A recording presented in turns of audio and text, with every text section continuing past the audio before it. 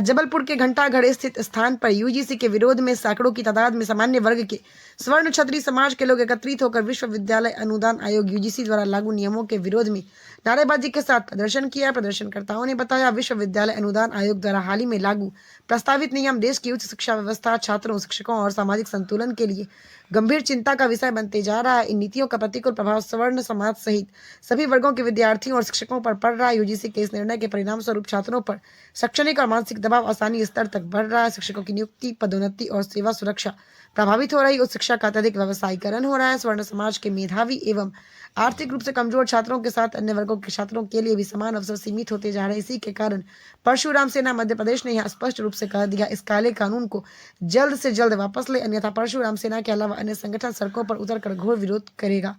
Republic report channel के लिए जबलपुर से जुबेर शेख की खबर।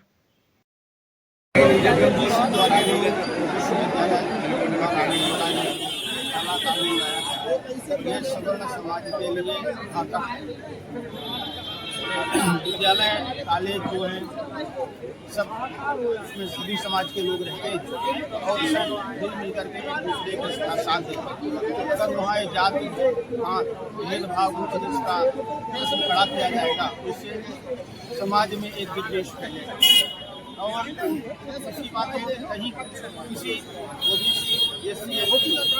बालकों ने देश पर सवर्ण समाज के छात्र को किसी प्रकार का आरोप लगा दिया, शिकायत कर दी तो उनका भविष्य अंधकार में हो जाएगा। इसलिए हम सब लोग परशुराम सेना और सवर्ण समाज एकत्रित होकर के इस बिल का विरोध करते हैं। नामावतार विरोधी परशुराम सेना और जो ये यूजीसी काला कानून आया है इसका मैं घोर विरोध करता हूँ, क्योंकि ये देश हित में नहीं है। और माननीय प्रधानमंत्री जी से विनय पूर्वक आग्रह करता हूँ कि यह जो जाति पाति का खेल किया जा रहा है यह सही नहीं है। अभी तक हिंदू मुसलमान करके लड़ाया जा रहा था और अब हिंदुओं को हिंदुओं से लड़ाने का ये प्रयास किया जा रहा है, जो कि देश हित में बिल्कुल भी सही नहीं है। अब आपने SC/ST लाया, देश की सारी जनता बर्दाश्त करती रही। आप आरक्षण लाए, इसको बर्दाश्त करते रहे। अब आप अचानक से ये काला कानून लाने की क्या जरूरत थी? देश पूछ रहा है मोदी जी आपसे कि ये काला कानून लाने की क्या जरूरत थी?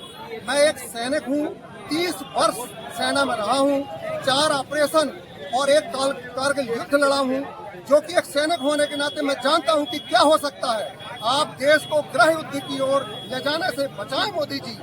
आप 2014 से पूरी भारत देश की जनता आपकी ओर आशावान होकर के रखी थी कि सर्वजन सुखाय सर्वजन हिताय, और अभी लगभग 1 लाख बस्तियों में विराट हिंदू सम्मेलन जो चल रहा है इसकी भी यही मांग है कि हम सभी हिंदू एक हैं। भारत में रहने वाला चाहे वो किसी भी जात समाज का भाई है, वो हमारा अपना भाई है। और यह भारत देश तो बेटियों की पूजा करने वाला और नारियों की पूजा करने वाला देश है। मोदी जी आप ये क्या करने जा रहे हो?